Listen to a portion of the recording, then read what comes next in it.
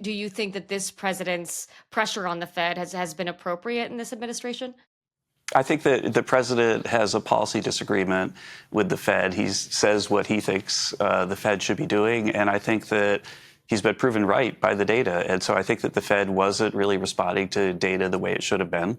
And I worry about the pattern of their actions. Again, everybody expected, the Fed themselves expected before President Trump was elected the first time, that there would be rate hikes coming. 3 or 4, I think, were priced in, but they didn't actually happen until after President Trump was elected. And before he was inaugurated, all of a sudden the Fed starts hiking rates.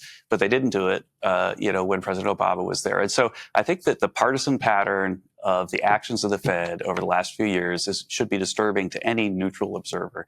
And I think the president's right to call them out on it. You've been floated as a top contender for Fed chair. You've historically been more of a tax guy, I think, right? So what made you interested in this job?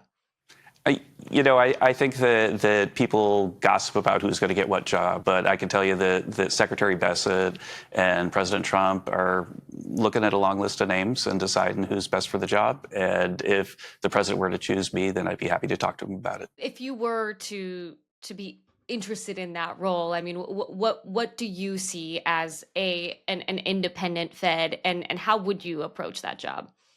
I won't talk about how I would approach the job, but I could talk about how I think that anyone should approach the job.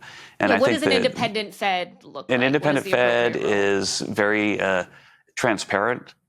When it tells you this is what we think the economy is going to look like, they tell you why. They show you their models. They encourage debate about like what model's working best right now.